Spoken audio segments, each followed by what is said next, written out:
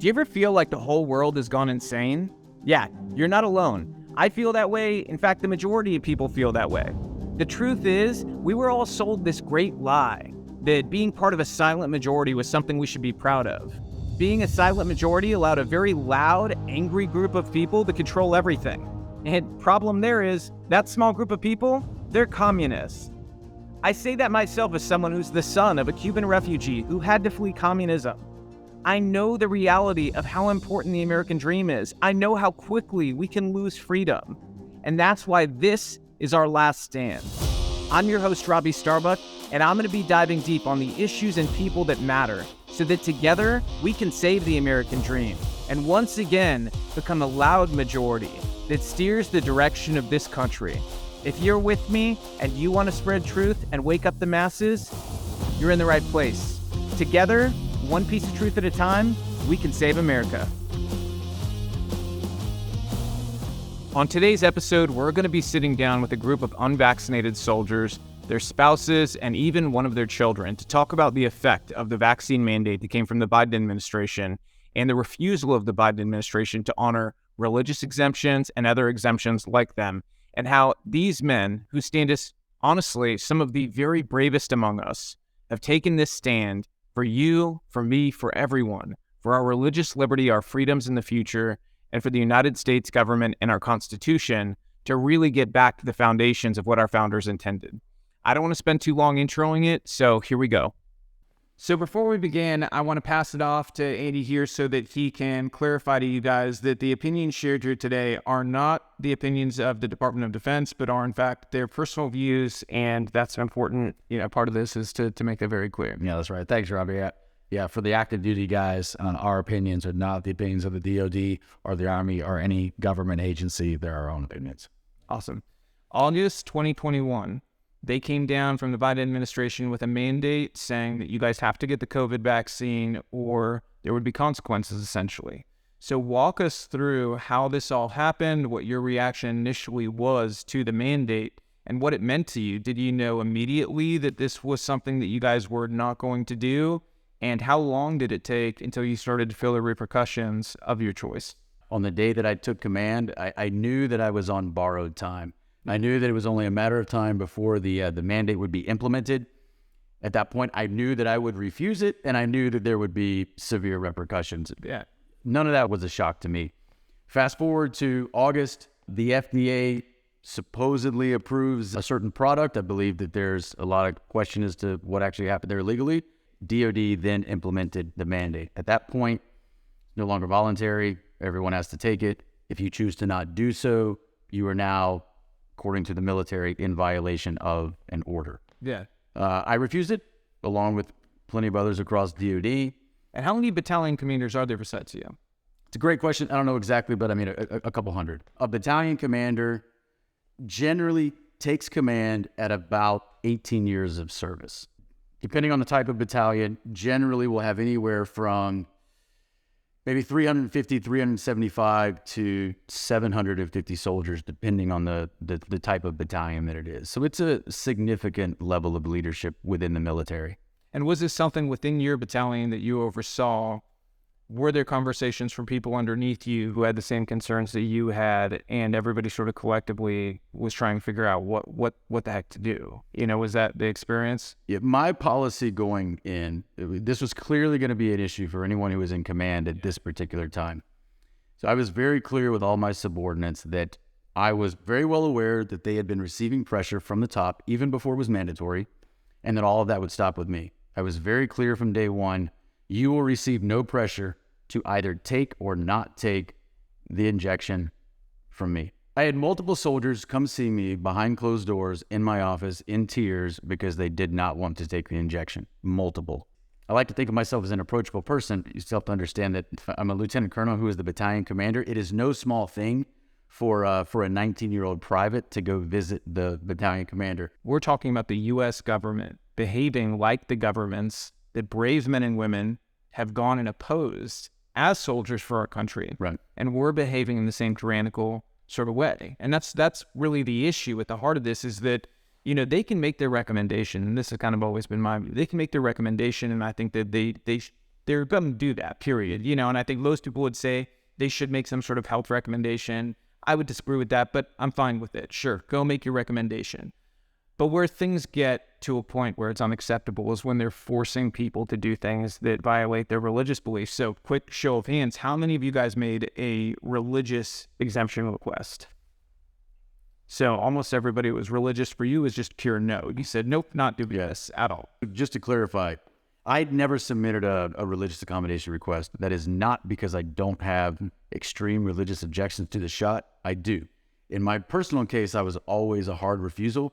In my personal view, if I were to request a religious exemption, it would almost be conceding that the shot is safe and or effective, neither of which I'm willing to consider. That was my. See, it seems like yours is you have a very principled, specific stand on it, which I think actually kind of falls in line with mine. I understand why people do the religious ones because it's your best shot in normal times to be able to go and get past this. But on the principled side of things, it almost gives credence to what they're doing, that there should even be an exemption. There shouldn't be an exemption process. You should just be able to, as a man or woman, say, no, I'm not doing this. And nobody should be coercing or bothering you about it. Correct. Everybody's going to agree or disagree on that. But I do think that it's an important point that, you guys are already giving so much to the country, to everybody, your families too. And that's the part that really bothers me. Nobody's talked about your guys' families. Nobody has. They've rarely talked about you guys and your experience, but I have heard nobody talk about the effect of this mandate on families. So I want you guys to everybody tell me, what did this do within your own families? How did it affect your spouses, your kids? Because I can only imagine. I mean, I didn't have to deal with anything like this as a kid, but my parents, we lost our house when I was a kid. And I know how much me as a kid, I took that on and was like, what's going to happen next? How are things, are we going to be okay? Are we going to be homeless? Things along those lines. You just wonder as a kid and you worry. So how has it affected your guys' lives and your family's lives? It's been absolutely heartbreaking for me to see how much it's affected my family. We joined the military at a later age because we wanted to serve, and we still want to serve. And to kind of be in this cycle limbo stage of not knowing whether you're going to be kicked out or allowed to stay in, kicked out, allowed to stay in, back and forth. You're going to be out this short amount of time. Well, I know it's going to be longer. It's been devastating to see the effect on my wife, my almost 16-year-old daughter, who's trying to navigate life as a teenager, my sons, trying to go back and trying to figure out what is going to happen. And it's been extremely difficult on our family. And then as chaplain, seeing so many other families deeply, deeply affected, it's been really heartbreaking. Well, for me, it's been really hard because there's been no stability with Dad at all. One day I'll hear one thing oh, we're moving back in 2 months. And then the next day it'll be, oh, we're stuck here for another year. Yeah. And there's just no consistency with anything they say. Everything changes. And it gotten to the point where I was just don't tell me anything. If you're going to post up on your Instagram about what's happening, hide your story from me. Because it was stressing me out so much because everything was changing every day. There was no stability in it whatsoever, and there still is none. Yeah, were you worried he was going to lose his job too? Are you still worried about that? I feel yes, definitely. Even though things are changing a bit. Hopefully changing. Still, we gotta think about it. Yeah. And what about for you?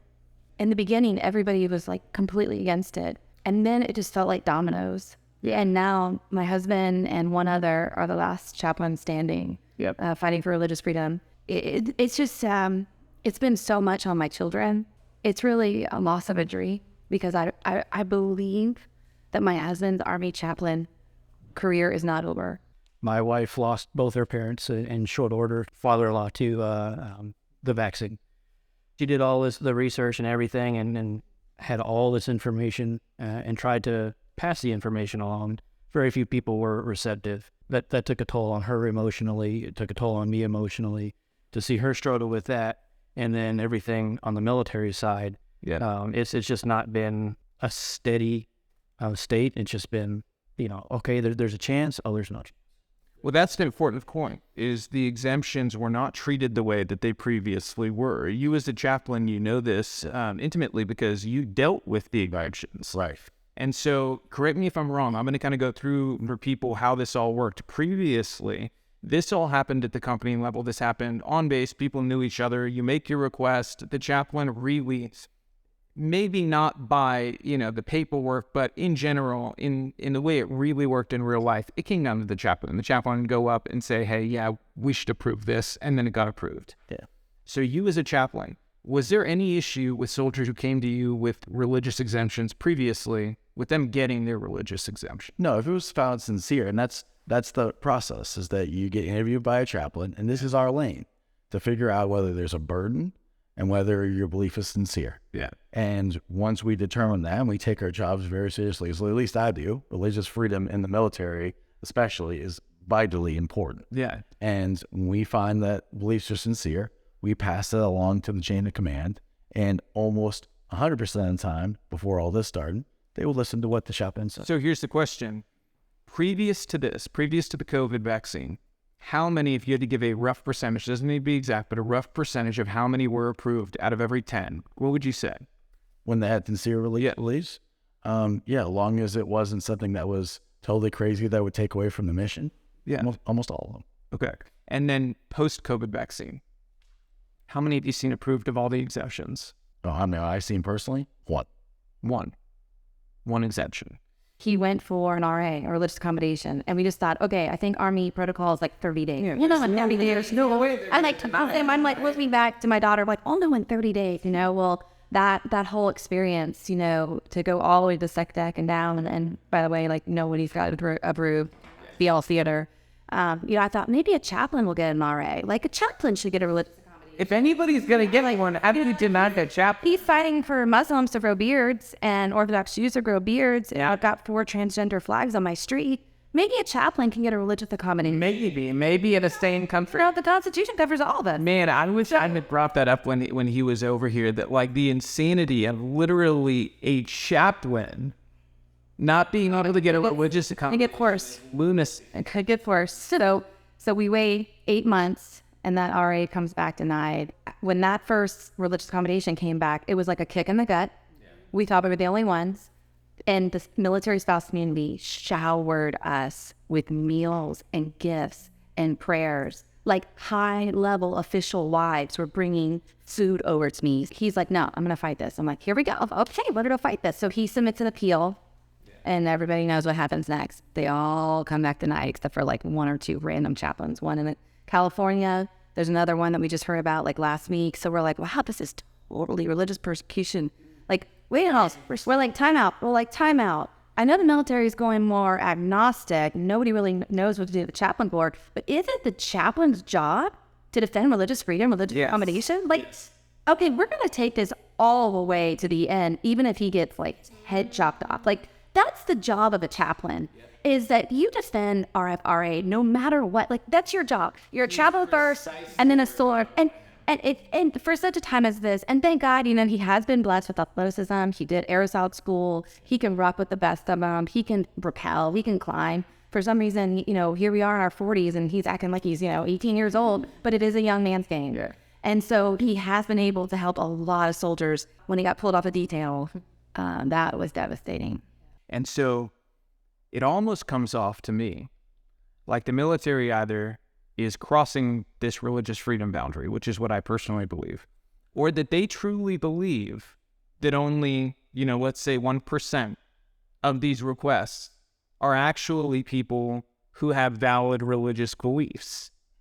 In which case that presents a new problem for us in that they're starting a new sort of religious testing system within the military that has never been there previously, because you take a leap like almost 100% being approved down to a chaplain only knowing of 1 person approved. That's obviously not adding up. Something changed in there. Previously, it was all approved at that company level where everybody kind of knows everybody. Now it's approved at the Pentagon by somebody that none of you guys really know. And so why do you guys think they did that? Does anybody have an answer? You don't have to answer. Anybody have an answer to that? You can just shake your head no, because it doesn't make sense to me. Not at all. And I think anybody watching, they're shaking their head too, going, why would you change that for this one vaccine? When previously, the previous system It wasn't like there was some flaw in it. There wasn't some, breakout story that embarrassed the Pentagon about the way this had all worked previously. It was a working system. It was a fair system, would you guys say? If I had to put a word on it, the word that we all hear is readiness, as far as Deployability. as far as why it changed.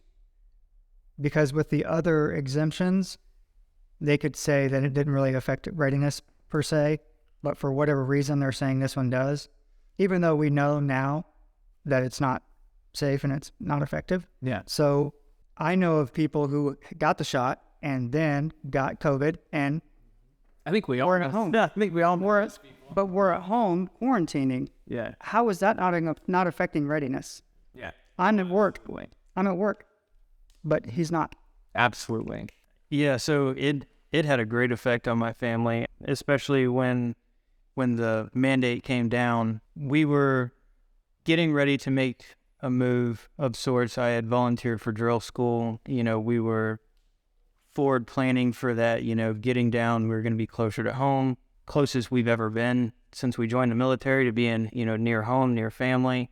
We were wondering if I got kicked out because of this, what are we going to do? Are we going to stay here and try and find a job here? Are we going to move back home? Is our oldest son, who's a senior in high school, is he going to be able to graduate here with his friends, or are we going to have to, make the move back home? So it was very stressful for everybody. It still is. The initial shock of it all was extremely stressful, especially my wife was a big reason I made this move because of all her research and telling me everything. And, I put 2 to 2 together with my religion, and, that's opted me to take the religious route. And much as his wife did, they've been kind of collaborating together, with all their information and resources that they have and trying to get the word out there. So I was very outspoken, and a lot of the wives would be like, are you kidding me? You would let your husband ruin his whole entire career over a shot. I was like, are you kidding me? You would let your husband take that risk over a career. Taking a look at, who are you trusting? Yeah. Who are you putting your faith in? Where are you getting your information? It's more of a question to yourself instead of trying to question everybody else. I think that's where I had started, was questioning, why do I feel this way? And that started me down my road and my journey, and which is the reason why he didn't take it, because he would have taken it.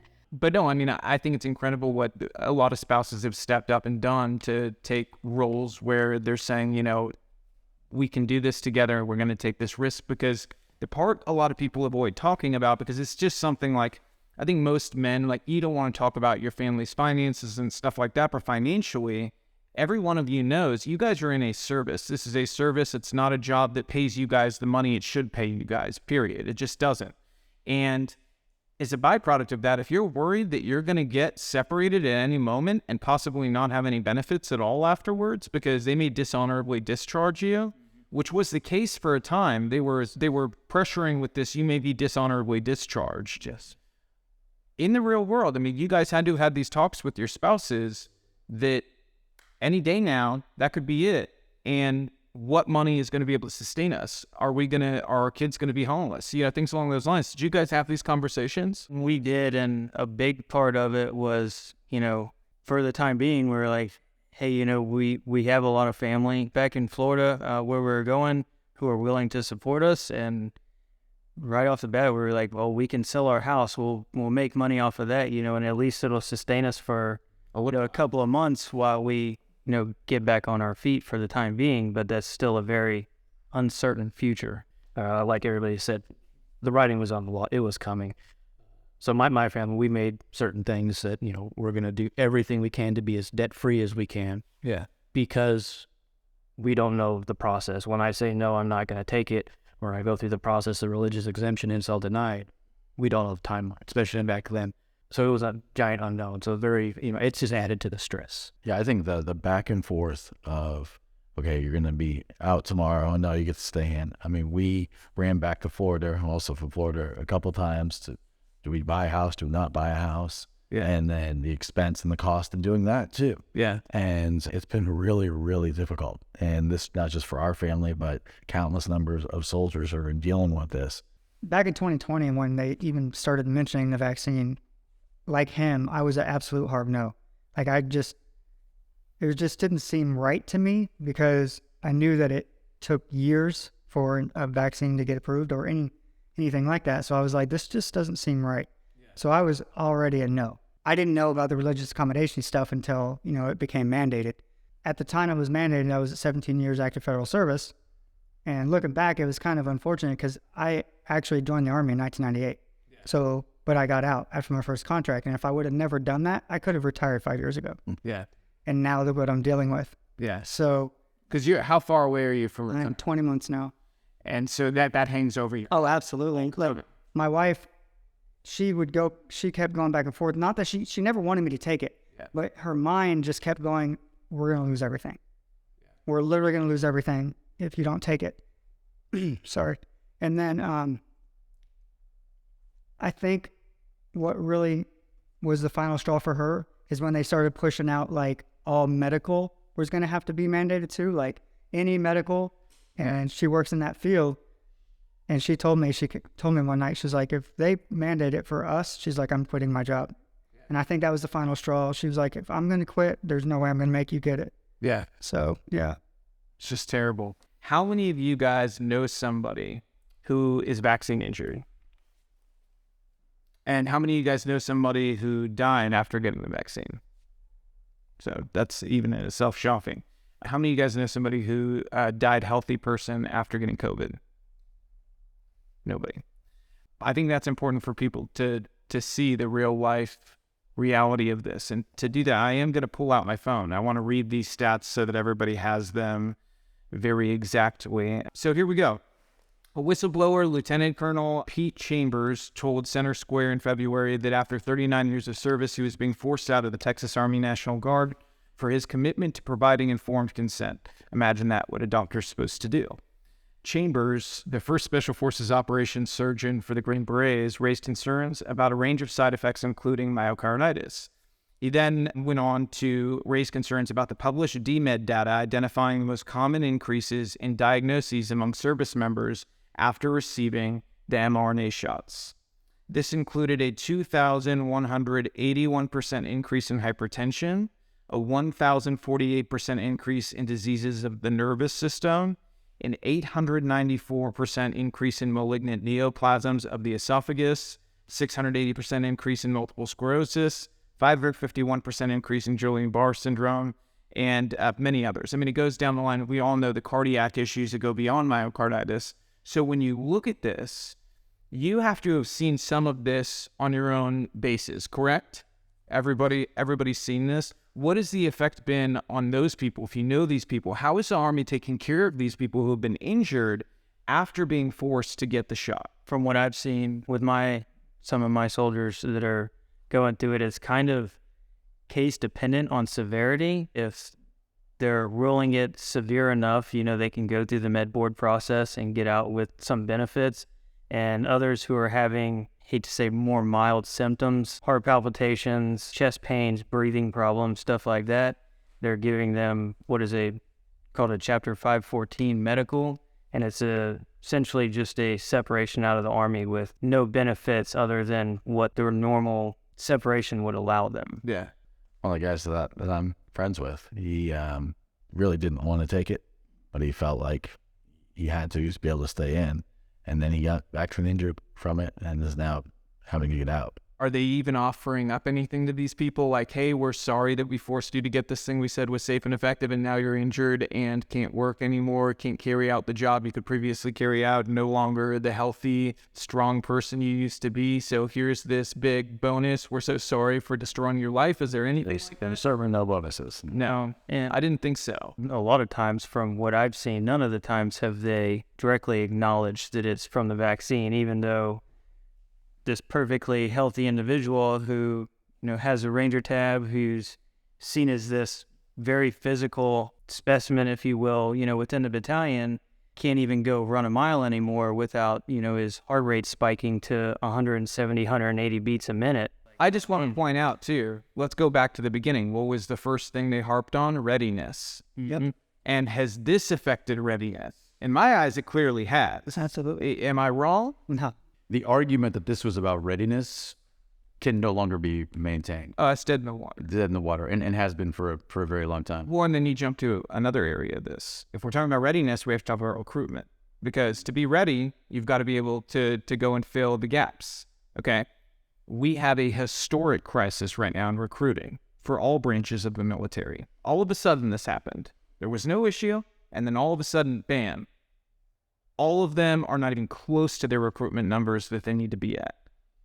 You see, I have my own opinion on why that is, but I don't want to color the commentary on what you guys are going to say, so I just want your guys' take.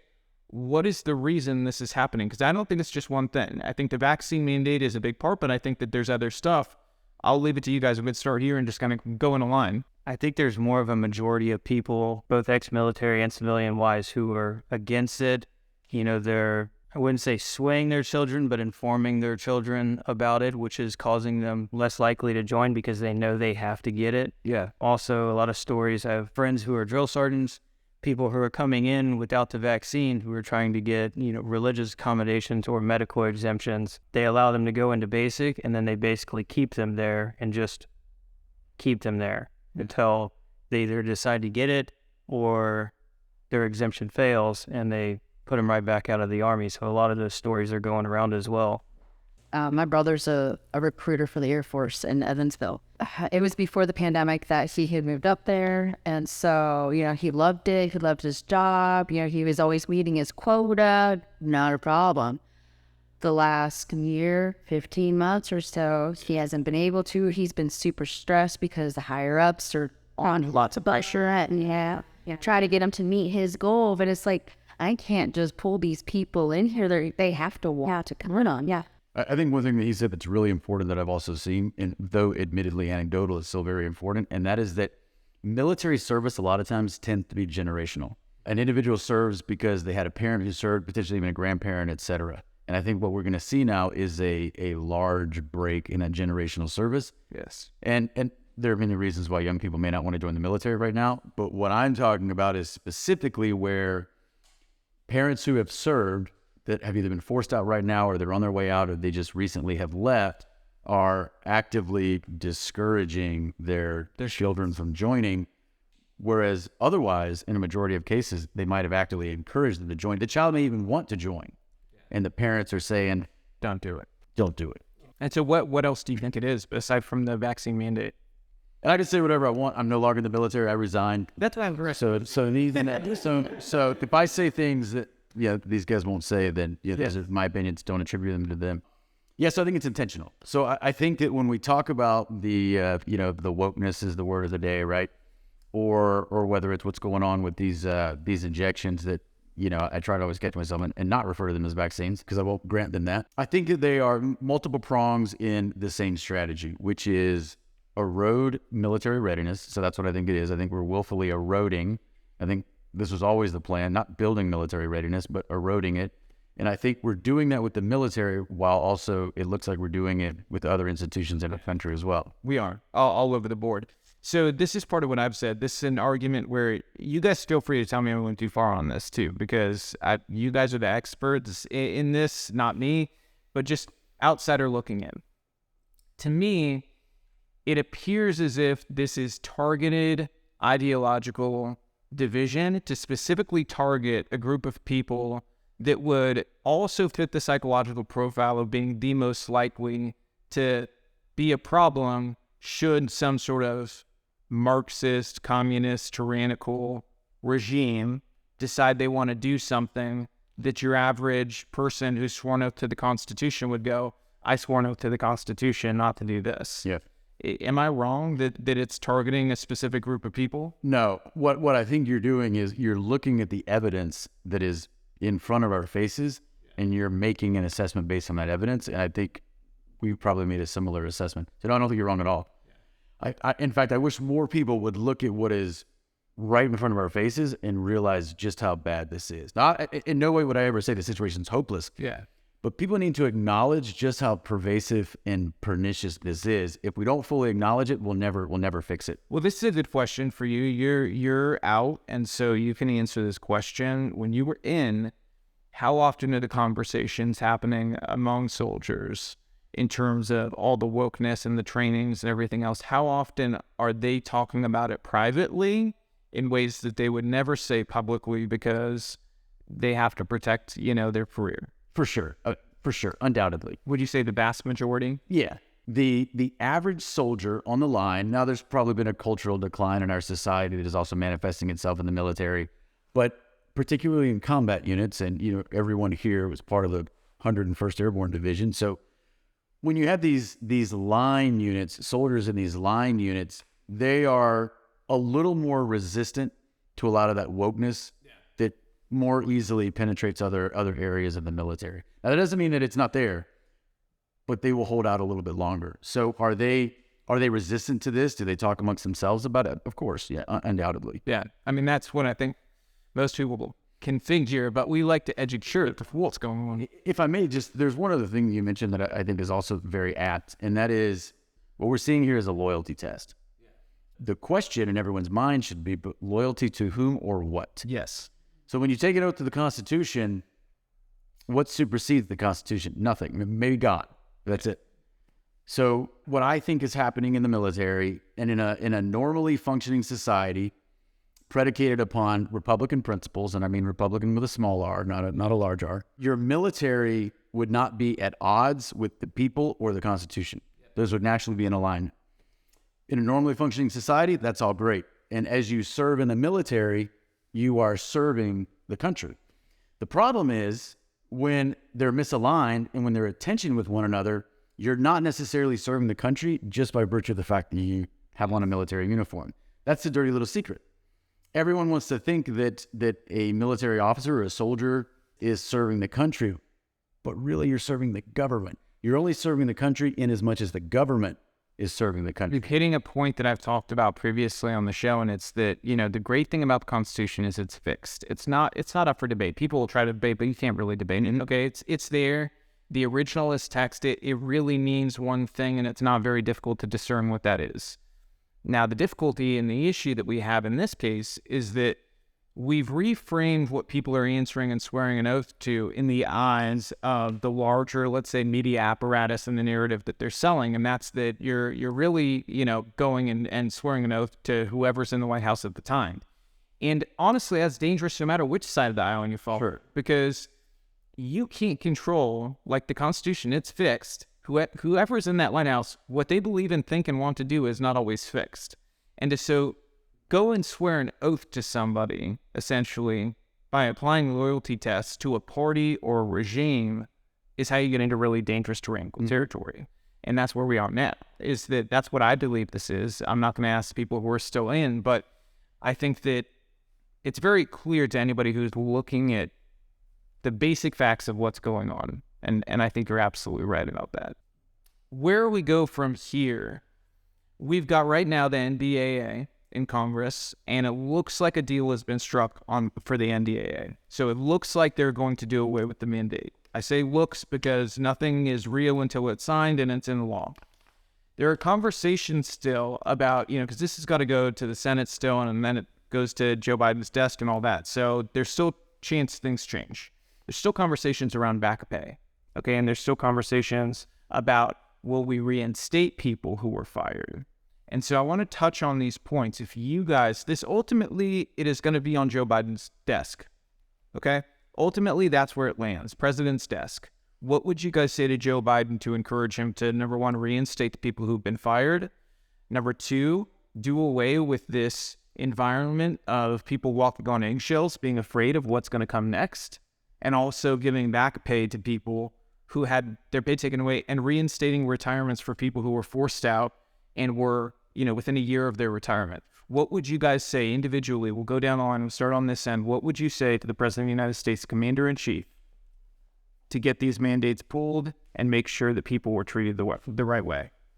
I think it's absolutely imperative that everyone that was wrongfully kicked out of the military or forced out of the military, or like in his case, chose to leave, even though he chose to leave, if the mandate was never in place, he would never had to make that decision. You would have never left if the mandate never came down. Correct. So who knows how many more years he would have served, right? My original plan was to do 24 years, but as soon as all this happened, I was like, no, I'm just going to do 20. Yeah. Because it was just I didn't like what I was seeing. Yeah. So it is imperative that everyone at least has the opportunity to come back in, because not everybody's going to want to. Yeah. And you're still living in fear going into that 20-year line. Exactly. You just have to wait and hope and pray you're not one of the ones that gets separated. Exactly. Now that the NDAA, they have a deal on it, the Biden administration and the DOD, they are moving to separate more soldiers between now and when the NDAA is signed. Because once it's signed, including at least the mandate being over, they're not going to have the cause to be able to get rid of you.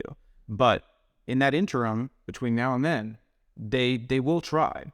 You know, if they're committed to this and they haven't struck a deal with the White House, that's the next step. And if they do it, they're going to go big. They're going to go after everybody.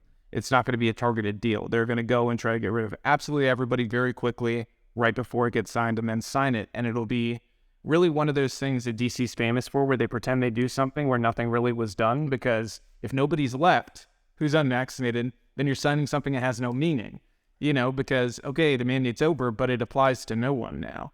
And that's really the thing that we have to work to prevent, is to make sure that they can't get away with that without the public knowing what's going on and what the families are going through. What would you say to the President of the United States? Yeah, I would say, Mr. President, is the greatest honor in my entire professional life to serve.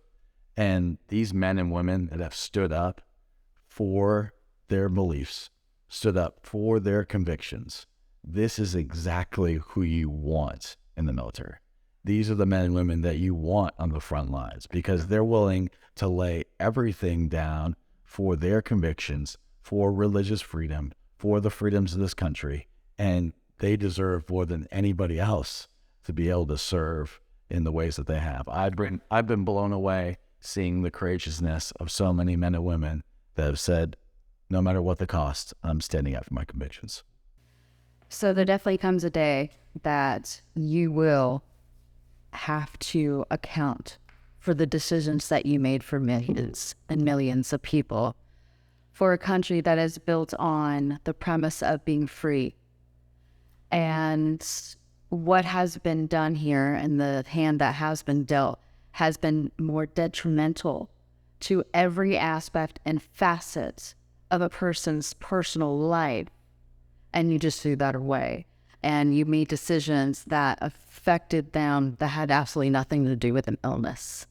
And so I do implore you to take another step back and look at the detriment that you have already allowed to be caused, and look into the future to see what we can do. If you are very much onto unity, as you say that you are, that you will do things to bring our country back together, and that is not to force them to do something that goes against their moral fibers. So I do implore you to take another look and to make the right decision. President Joe Biden, if you end up seeing this video, Secretary of Defense Lloyd Austin, I just want to say, please, I implore you, please reinstate the military that had been kicked out over deeply held religious accommodations. This country was founded on Judeo-Christian principles. Even at West Point, it says that an army without a compass or a conscience, you don't want that. We need to have people with conscience and character still left in our military. I don't judge anybody that took this. I really don't. A lot of my friends, their spouses did not want to take this, but they did this to provide for their family. Please help our military regain better morale. Morale is so low. Recruitment is all-time low. I'm praying for you guys. I really am. I do. I pray for you. I don't care what party you're a part of. I pray for our leaders. Our nation needs good, strong, godly leaders. And that's what you God has put you in this position to lead our nation. And I just pray that you would please, please, please do not veto this. Do not veto this. Do the right thing. Lift the mandate and reinstate. What I would say to the president would be just like, give them their freedom back. If they want to come back, give them that opportunity. Make sure that the language is in there that says they have that opportunity, because like the chaplain said, they chose that. They chose to serve. Nobody's in here forcefully saying, oh, well, there's no draft, there's no conscription or anything. Yeah. They chose to serve. They chose to raise their hand, swear the oath to the Constitution, and put on the uniform every day. And that was taken away from them wrongly. Yeah.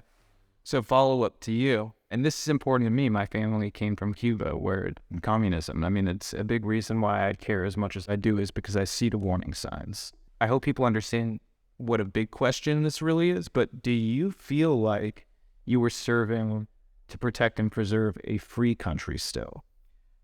Is this a free country? In a general sense, yes. We have a lot of freedoms in this country that don't exist or are extremely suppressed in other parts of the world. Yeah. So in that respect, yes, I do. I think those freedoms are being stripped and slowly eroded. Would you agree with that? Would you say we're a free country? I agree with what he said, but behind a veneer of freedom, there are substantial problems. And I am in full support of the rescission of the mandate, but I also think that is step one. And I think that alone is a very minor victory. And I think that we should not content ourselves with that, and we should go much, much further. I think we need to figure out how and why we got here. There needs to be a full investigation. There probably needs to be a lot of people in jail. If we don't get to the root cause of how this happened, things like this will happen again. And we have seen some things happen over the last 2 to 3 years that should have never happened on American soil. So are we going to permit those to happen again? The other thing is that these gentlemen right here and other people like them all across the armed forces, they're not pariahs. They never should have been treated like pariahs.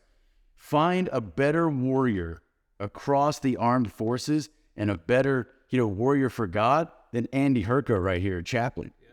If you can find a better one than him, I'd like to meet him, but I don't think you can. Yeah.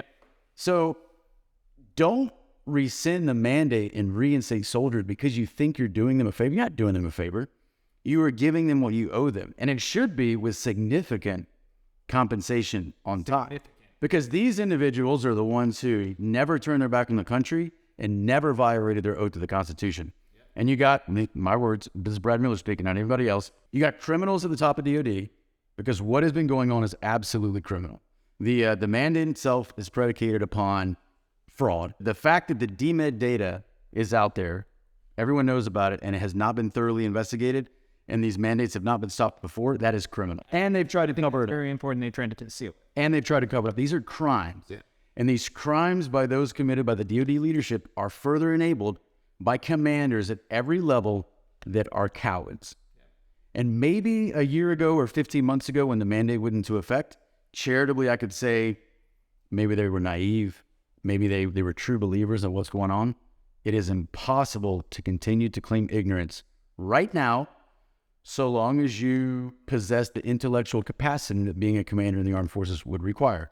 So are you limited in your intellectual capacity, which would disqualify you from your job, or have you violated your oath to the Constitution? Have you turned your back on the country? Because that's a very basic core premise of being a man. I think it's an important thing to bring up. One of the core tenets I think that all men should live by is that you should never fear persecution. You should fear the fruits of the compromise it takes to avoid being persecuted. That's what I think is going through a lot of the people who know this is wrong but are staying silent, is they're compromising for fear of persecution. Sure. And that's the culture we have to change, because the more people realize, here's the fun thing. I've been all over the country over the past 2 years talking to people of all walks of life, Democrats, Republicans, independents. When you get one-on-one with somebody and you talk about this issue, it's overwhelmingly the majority of people in that one-on-one setting will go, this is crazy. We shouldn't be treating our soldiers like this. Okay? That's the vast majority. But then when you get into a public space, or you get into spaces where potentially there could be ramifications because people at work might find out what you said. Sure. Suddenly the silence kicks in. And this is one of those warning signs I was talking about, is that in communist countries, that's how it started before it became a communist country, is it was a country where it suddenly became very uncomfortable to tell the truth. And he felt like there were private consequences for the truth. Mm-hmm. But then very suddenly, there were government consequences for telling the truth. And we already see mechanisms of that starting to crop up with the disinformation board they tried to put together this year through DHS. The fact that DHS, the Biden administration paid this year $12+ million to an organization, a group of 4 entities that make up what's called the EIP. the EIP created an enemies list of 20-something people, included myself, the Trump family, some other figures, like Jack Posobiec, Charlie Kirk, ironically James Woods, the actor, who's got a great Twitter account, by the way. This was a list of requests for parties to be censored. This is a new line that's been crossed by the U.S. government. When you put all that together and you look at it with this loyalty test that we talked about earlier, it paints a really ugly picture about the future direction that certain people want to take the country. And to be perfectly honest, I don't care what party the people are doing that. They could be, if they were from the party that I vote for, I would be the first person at the front saying, we need to stop this. I don't care what they align with, because at the end of the day, it's not a party they're aligning to. It's an ideology that has killed people and destroyed countries before.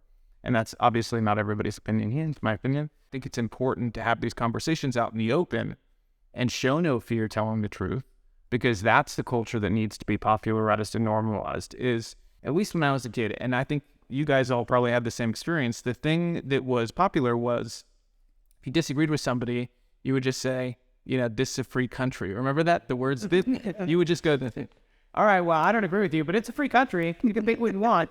And people said that all the time. All the time. Whenever I had a disagreement, it was always, well, it's a free country. You think what you want. And they could say some crazy off-the-wall stuff.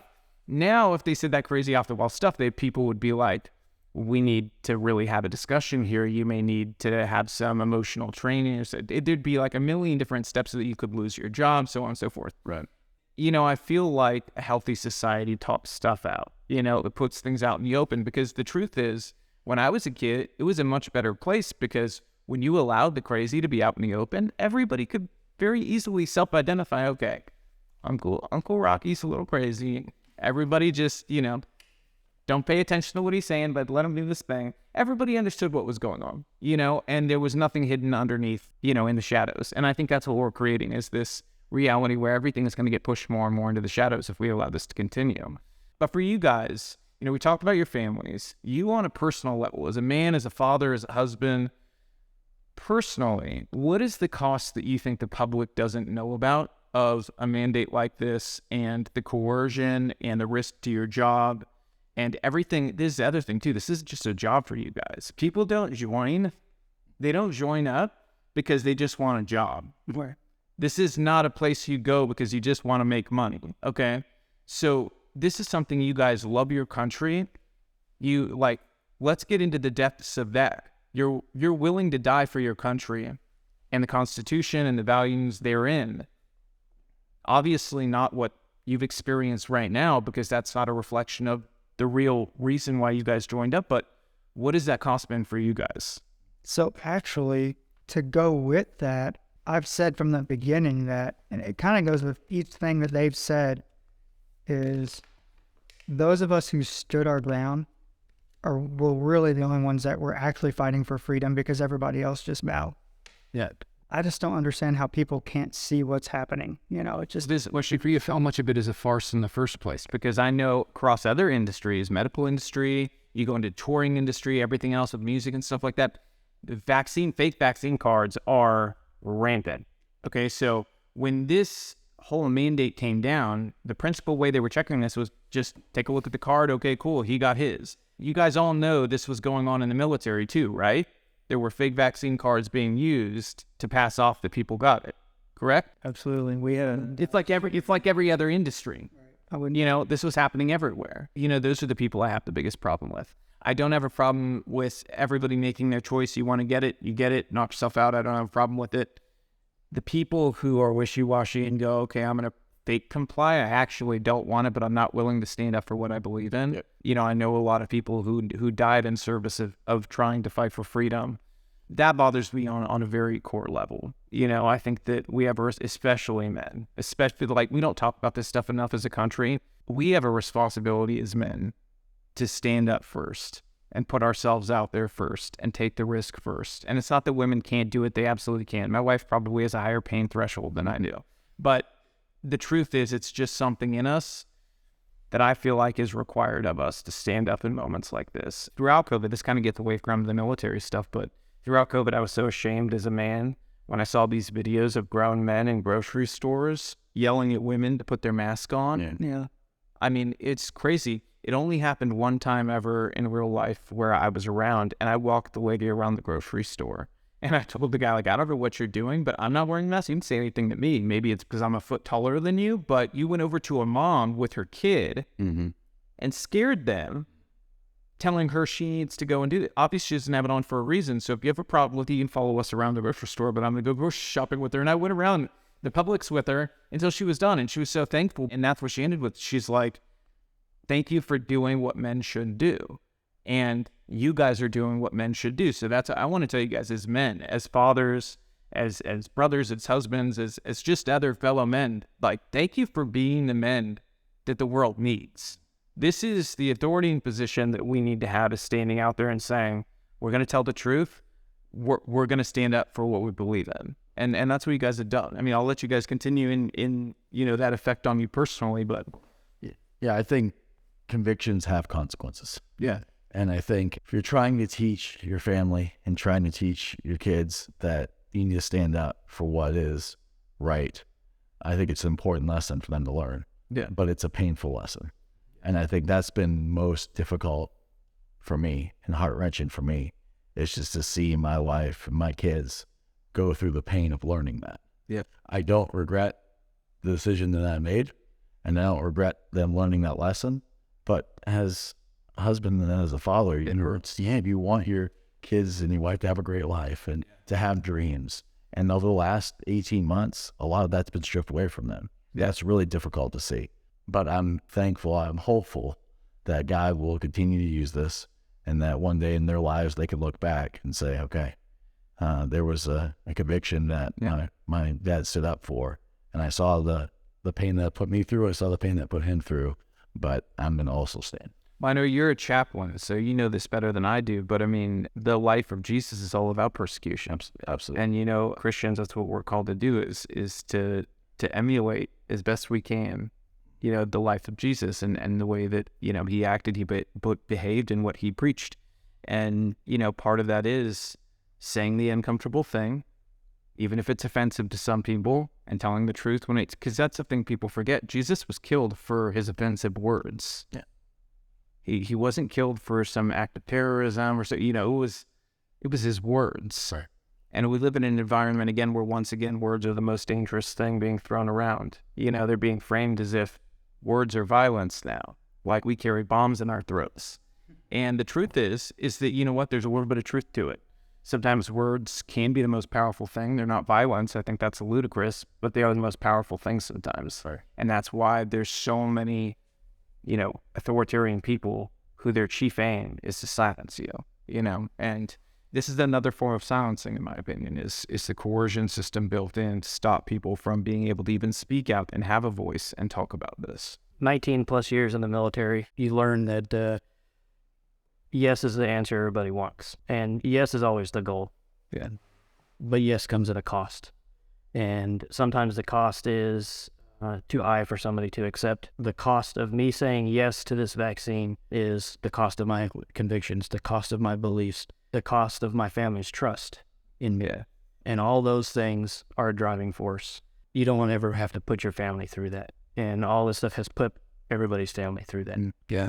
Our beliefs, while still a choice, they have guided us in a direction to make those choices, to pay that cost or not. Yeah. Sometimes that's painful. The road to what you want and the road that God has put you on can be painful, but it's also full of knowledge. Hopefully through all this process, we have gained the knowledge to not let it happen again. Yeah. So a couple of things that I would say, because I agree with a lot of what you said about men who in some ways have kind of failed right now at this moment where they need to be standing up. I was in the military for, just over 19 years. Before that, 4 additional years at West Point. And many people who have that amount of time have probably deployed multiple times. And with very few exceptions, those who were in extremely dangerous situations, or maybe they were wounded or something like that. Outside of those, because there are some people who've been in some pretty crazy situations in their military careers, I would never diminish that. I would never diminish true bravery that has been shown. But outside of those, this is the fight. You need to stand up for your country, right here. That's what I would say to other people who are wearing the uniform. The other thing that I would say is, when we look at our country, the enemy outside the gates is never as dangerous as the one inside the gates. And right now with our country, when we look at our institutions and what has happened and how thoroughly corrupted they have become, the enemy is inside the gates. Yeah. Like, well inside the gates. And we've got to stop worrying about other things when we need to look right here at home and try and figure out what's going on, because it's a massive problem. And then the other thing that I would really say, when I look at those who have been willing to give up a lot and who have understood that this is the fight, it's individuals like this. And I've got some great friends of mine, peers of mine who are still battalion commanders, and they're good guys. They're good guys. They are on the wrong side of this issue, and they are standing against their country, not with their country. They may or may not believe that. If they don't believe that, they're wrong. This is the issue of the time. And for those that have gone along with this up to this point, we all make mistakes. There's still time. It's not too late. Absolutely. I tell people that all the time. It is not too late. We're not here to bash you. We're not here to make you pay penance. Like, we're not those people. We're actually trying to just say, hey, we want you to be free. And we would like you to stand up for freedom. And that's it. You're willing to stand up for freedom. I don't care how late you are to the party. Come to the party. It's a side that always is aligned with joy too, which is an interesting thing. Freedom ultimately leads to joy, whereas the other side, this coercive mentality, it always leads to chaos. It always leads to the breakdown of societies and cultures. Sure. From the perspective of Christianity, if you are a Christian man and you have no enemies, that's a problem. That's a problem. It means that you are not standing up and resisting the forces that should be resisted. Did you watch our episode today? I feel like maybe you watched our episode today that came out with pastors. The number of the megachurch pastors out there who want to do this lukewarm, accessible to everybody Christianity thing where they don't want to talk about anything controversial ever, because, my goodness, if you talk about anything controversial, some people might not want to stay in your megachurch, and then you won't get the private jet that you have, or the new private jet you have your eyes on. Yeah. And that seems to be this overarching mentality in a lot of these places that are just trying to invent a new form of Christianity. And the truth is, like, we've got to be willing and understand that you are going to be hated. That's just almost a promise from the Bible. I mean, if you've read the Bible, pretty much every man in it has been persecuted. Mm-hmm. The other thing, too, is that there's also a great theme of flawed men coming around and doing the right thing, which is why I have a little bit of faith that some of the people who are on the wrong side of this issue can maybe even watch something like this and realize they were missing something, and that they didn't face or see or look into the depths of the humanity on the other side of this, and be able to go, wow, I'm that person trying to force those people and their families into something that they genuinely don't want. Like, they're willing to risk it all. Some people just don't understand that humanity, and that's what I hope this delivers to people, is a taste of that humanity. What about you on a personal level? A lot of people ask you, is this the hill you're willing to die on? And I tell them all, like, for my convictions, absolutely. Like, you said it, like, you can't go through life as a Christian without some type of persecution. And the other thing I want to say is a lot of people don't talk about it, is the effects that it has on you, like trying to be this strong man, trying to stand up for what you believe is right, trying to show your family the right thing, like the type of toll it takes on you internally, to be constantly ridiculed or put down, or bashed about it. And I've talked with Chappie about it before, and he checks in on me every now and then. He's like, hey man, you doing all right? Like, I'm doing all right today, but nobody wants to talk about it. But it's hard, behind the scenes. Like, it is very hard to just constantly face that. Yeah. And then stand up with a smile and try and show your kids, like, hey, I'm doing this to show you the right way. Like, I'm doing this because it's the right thing. Yeah. Do you guys feel like the elected officials of our country, and I'm not going to pick out a specific party, but elected officials in general, because there's a lot of blame to go around. There's people from both parties who have not risen up to the occasion, maybe a lot more in one than the other, but still, do you feel like elected officials have shown that they actually appreciate your service or care about your service or care about you on an individual basis? I think very few do legitimately care about us. A lot of them like to speak it. Some of the elected officials are like, hey, like, we're going to kick them out, but let's at least let him have an honorable discharge. So like, do the right thing and stand up for, what you know is right. Yeah. What you swore to in the Constitution, which is what we all do. It's the very first thing we swear to in our oath is to uphold and defend the Constitution. I can almost guarantee you the ones that do care are going to be sharing this interview. I think we've, so I'm going to say largely no. And I think right now what we're seeing, there's this group that has come together using the NDAA as leverage. I understand that things politically are going to occur transactionally. I understand all that. But what I see right now are a lot of grifters revealing themselves for what they are. And they shield for the shot all along, which even if I look at that very charitably, it means, in my view, very naive. Yeah. But they never really fought for the service members, or if they did, it was very, very superficial token support only, kind of like what you mentioned. And then now they're trying to attach themselves to this, and they want some sort of credit for doing this. That's right. Oh, yes. That's a big one. I hope voters are very wise to this and are very careful and look at the full totality of somebody's actions and not them running around after the NDAA, especially if the Biden administration goes the route that some people think they'll go, where they purge everybody and then sign the NDAA, in which case it's essentially meaningless. I mean, meaningless from the sense of the vaccine mandate. It's still going to make them a lot of money at the defense contracting companies. But I agree with you 1,000%. It is revealing a lot of people who are just purely political creatures and don't care. Yeah, I want to give credit and say thank you to those that have. Yes. I think you have been unbelievably courageous. All your social media platforms and what you have done for us, I want to say thank you to you. Nothing compared to what you guys have done, but I do my little part. You've given us a voice, and we really, really appreciate it. And there are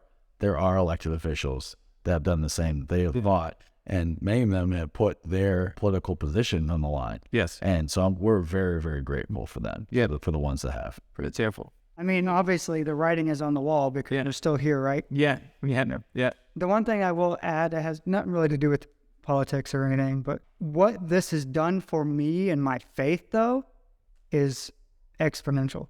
Like, because I've leaned on God so heavily, probably... I'm not in the service, but I have to agree with you. Same thing. Probably more than I ever had in my life. Is everybody else in that same boat? Because throughout COVID, Ed, it's like all of this whole fight has made me so much closer with God. Oh, absolutely. And I don't want to put words in anybody else's mouth, but I could speak for myself, and I would tell you that regardless of everything that I gave up, if I had to rewind 15 months or whatever, I would make the exact same decision. There's not a single day that has gone by, despite, what I gave up or whatever, or the uncertainty of what lies ahead, but there's not a single day that has ever gone by in which I have regretted the decision that I made. If I had to do it all over again, I would do the exact same thing. Good. All right, we're going to go slightly off topic. I didn't plan to talk about this, but I think it's an interesting thing to bring up. And people who are currently in, if you don't want to answer, don't answer. But today, a big prisoner swap happened. Brittany Griner, WNBA player, was caught with cannabis in Russia, went to jail. She was traded for a guy named the Merchant of Death, Victor Bout. He is somebody who was convicted of trying to kill Americans. In fact, in the deal where they convicted him, he was specifically signing up to provide arms to target American soldiers who were at the time assisting Colombians. And so these were supposed to be FARC rebels who were supposed to be going and again, pushing their agenda and killing American citizens. And he signed up to be a part of that. He had previously signed up to be a part of many different battles, arming both sides of conflicts all over the world, and even armed the U.S. government at times, which the U.S. government claims was a mistake and they didn't know it was him. I find that very hard to believe given the level that happens at, but let's assume it's true. Long story short, no matter what he did, he's a bad guy. He's a really bad guy. And bad guys like that who are a big deal. I mean, one of the biggest arms dealers of all time that literally had a movie made about him, Lord of War. Yeah. You don't trade those people for a WNBA player. Those are high value prisoner trades. And you would expect somebody like Paul Whelan, who is a former Marine, to be traded back. How did it make you guys feel? Because I got some texts from friends who were in and friends who recently got out, and all of them were very unhappy with the fact that Paul's been there way longer and is very likely to have been tortured. I would say 99% positive he's been tortured while he's been there. So how does it make you guys feel being in the service, knowing that the priority was somebody who's been there for a lifetime because they're famous and can bounce a ball really well? Does anybody have a feeling on that? I don't have much of an opinion specifically on Griner's incarceration because I think people get lost in weeds on this, because at the end of the day, when you go to another country, you're going to be at the mercy of their laws. Now, do I personally think that it was excessive? Sure, but that's not really the point, you know? Again, this is why you don't take marijuana into Russia too, because I mean it's probably It's kind of like going on vacation in North Korea. Just not a good idea. Just don't do it. generally not. You know, There's other places to go. You know. specific to the trade, when I first heard about it, the first thing that I thought was, and it's Brad Miller's opinion, nobody else's, that this is the U.S. government doing what the U.S. government does. I feel like this individual, the merchant of death, is probably worth a lot of money because he's probably very good at what he does. Yeah. And now I think the question that we should all have is, again, everything the government does is transactional. So what's going to occur because of this? This is my personal opinion, and I would recommend none of you guys make a comment on it. But my personal opinion, he will immediately be used by Russia in the Ukraine conflict very publicly. He was never a public figure before, very much backseat, almost never photographed, and I think that'll quickly change once he hits ground in Russia. And I think they'll turn him into a figure to publicly arm and boost the morale of their soldiers, in which case we did not just trade a high-value target for a lower-value target and make a bad deal. We also traded to boost the morale of the Russian military, which our government claims that they would like Ukraine to be successful in their military operations. It's probably a really dumb idea. If I was working off the theory that they're supposed to be working off of, which is that you're supporting this country and you want them to do well, this is a really stupid thing to do. Which could lead one to wonder, this decision amongst others, that sometimes are decisions made with the specific end of leading Americans to lose trust in their own institution. Yes. Because it certainly seems like, when you do the calculus of, okay, what's going to come of this decision, that's what's going to happen. Well, here's the question. If a government was trying to undermine its institutions, undermine the trust of the people, divide them, cause chaos, and utterly destroy every foundation upon which it's built, Yep. what would they be doing differently than what they're doing right? Great question. And here's, and kind of as an answer to that question, but going back to something we spoke about before, all tyrannical regimes do not look the same. And we mentioned before, you can have a veneer of freedom, and you can have a lot of Americans who have been told their whole lives that they're free, continue to believe that they're free, while behind a very thin veneer, there are a lot of things that are happening at play. One of the problems that we have across the board with American citizens is there's a worldview issue. And what I mean by that is, a lot of Americans have an inadequate understanding of how their government works and how the world works. And so they find themselves doing a lot of mental gymnastics, trying to figure out, with an inadequate worldview, how to understand what is happening. And it's like, you're not going to be able to, because your system of beliefs is insufficient to be able to look at what's happening and then understand it. And so they keep kind of getting the, does not compute. And it's because you've been told a lot of things that were true, and maybe to some degrees are still true, but behind that, there's a lot of stuff going on that we've got to awake to. A good example of what you're saying, where you're saying there's this veneer of freedom, but it doesn't totally exist, and that's the CCP. So the CCP, a lot of people in America have a confused definition of communism because we have sort of an antiquated one where it's like the government has to take total control of private industry for it to exist, and that's just not the case anymore. Modern communism has evolved into something very different. And in China, there's the veneer of private enterprise. Sure. It doesn't actually exist, but the veneer exists. So publicly, you can have a business there, and it can operate under the sole ownership of you and your friends or whatever you decide.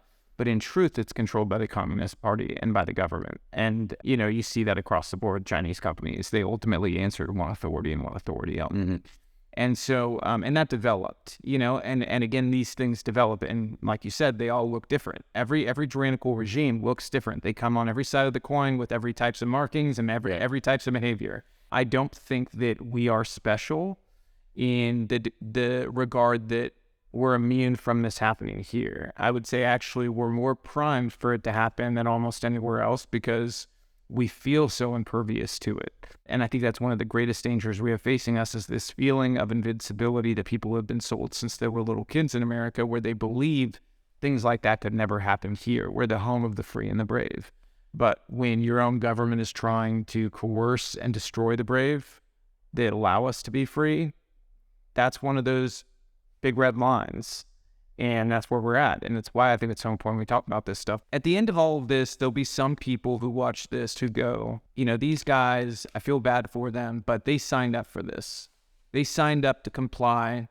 They signed up to do whatever the government tells them, you know, and some might just say, oh, it's just political for them. Or it's, you know, they're a Christian nationalist. I've heard this before. You're a Christian nationalist. What would you say to these people to try to get to their humanity and their ability to discern right from wrong? Yeah, it's a great question, and it is something that we deal with all the time. So the first question that I would ask is, okay, to an individual that says this, I would say, well, in the abstract, do you believe that there could ever be a case where a service member should disobey an order, or can that not exist? Yeah. You know, by virtue of the fact that it's an order, must it always be obeyed at all times? Now, most reasonable people are going to say, well, yeah, I mean, of course, there could be orders that must be disobeyed.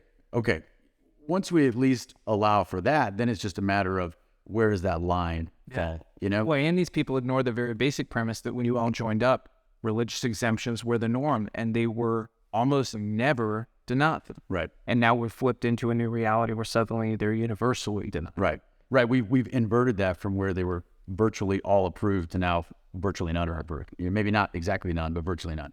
The other thing that I would say is, and I'll say this just as someone who was, you know, a battalion commander, in the military, yeah, orders are very important.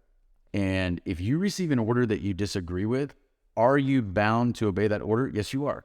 If you receive an order that could potentially result in your injury, let's talk about like a combat situation, could result in your injury or death, or the injury or death of your soldiers, are you legally bound to obey that order? Yes, you are. You are potentially legally bound to follow an order that will result in your death. It's happened all the time in militaries. It's the sad reality. Every one of us knew that when we joined up. Now, that doesn't mean that if you receive an order that you disagree with tactically, that you can't approach your higher commander, have discussions. Of course, that stuff happens all the time. Yeah. But at the end of the day, if you're told, yeah, you have to. That changes when we talk about orders that are illegal, unconstitutional, immoral. That is completely different. Now this goes well beyond just an order that you personally disagree with or an order that you think doesn't make sense for reasons that might be well-founded, but you are still legally, you have to obligated to obey. And I think that's important for people to hear. So I'm glad you could vocalize that, because that's, I really hope people take that to heart and,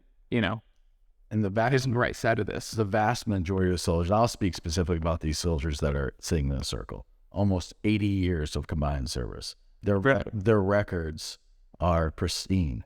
These are people that, when they go to drill school, are the top of their class. Yeah. These are people that are put in positions to be a battalion commander. Yeah. And these guys have done amazing service. Yeah. And so for that to be questioned over one issue in their entire career, where they've shown over and over and over again, they will obey orders, and they obey orders well when they are moral and legal. Shameful in every regard. Yeah, no one here has a history of disobeying orders. Yeah. Well, yeah, you know? and so now, even if we just take that one issue alone, what DoD should look at is, why do we have so many otherwise remarkable service members who have decided to take such a stand on this?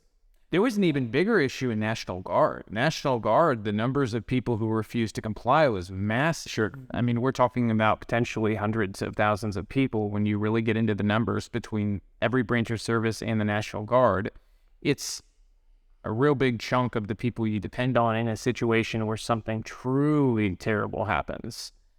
That's dangerous. Yeah. That is a real readiness issue, which again goes back to where we started, readiness, which I think everybody can say at this point is just nothing short of a blatant bold-faced lie. Right. I mean, there's no way this is a readiness issue, but on the other side. And so I hope this culture ends, and I hope that we're able to get to a place of sanity again. And I think conversations like this help us get there. And I really hope that people watching, they look at the humanity of what's going on here. And at the end of this, they're able to, they can't shake your hand like I'm going to, but they can salute you guys to the screen and say, thank you for standing up. Thank you for doing what you've done and for being strong and for putting yourself out there and telling the truth, because a lot of people are avoiding it. And, you guys, it might not feel courageous. That's the weird thing. I feel like when people are actually courageous, it never feels courageous to do something, but it is. Yeah, a lot of people don't have the courage to do it, and they're afraid to speak the truth. And, maybe some people it comes more naturally, but you have to set an example, be a leader. And that's something I think all of you are very good at. So I want to shake all your hands. Thank you so much for doing this. Thank you for your service. Thank you for your service. Thank you for your service and for being such a fighter. And thank you for your service. You guys were incredible. And I really hope we wake up some hearts and minds on this issue, and that ultimately what everybody really wants is everybody be free to make their own decision. That is not a wild thing to ask for. That is a very sane, common sense, reasonable thing to ask for, is say, hey, let's let everybody do what they feel comfortable with their own body when it comes to this issue, because it's obviously caused an issue that we've never seen before in the United States. I think that's that. So thank you guys for coming and doing this. I really appreciate it. Thank you. Thank you very much, Robin. Hey guys, just want to thank our sponsor, Patriot Mobile, a fantastic Patriot-owned company that is challenging these big companies out there like AT&T, Verizon, T-Mobile, who themselves are taking your money and then giving it to organizations and endeavors that you don't agree with. So why not make the change today? Change to a company that is in alignment with your values, that will fight for school boards to be flipped. Yes, Patriot Mobile did that. They will fight for the truth to get out there to people. That's what they're doing today by supporting this show. So if you want to be one of those people that is an actual change maker, that lives out their values, make the change today. If you're worried about service, do not worry. This company is working off of these same service standards that the major companies are.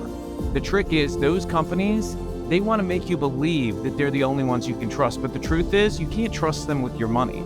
So make the change today. PatriotMobile.com, promo code Starbuck. Thank you again to Patriot Mobile for supporting us in our fight to share the truth with the world. Thanks for joining me on today's episode. If you liked what you heard, tag me on social media, repost clips from it, share it with your friends. You sharing our show is how we grow, and it's how we get the truth out there. So if you want to help spread the truth and help wake people up, please go and share our show. Go to our website, RobbyStarbuck.com, for more information or to watch old episodes. See you at the next episode.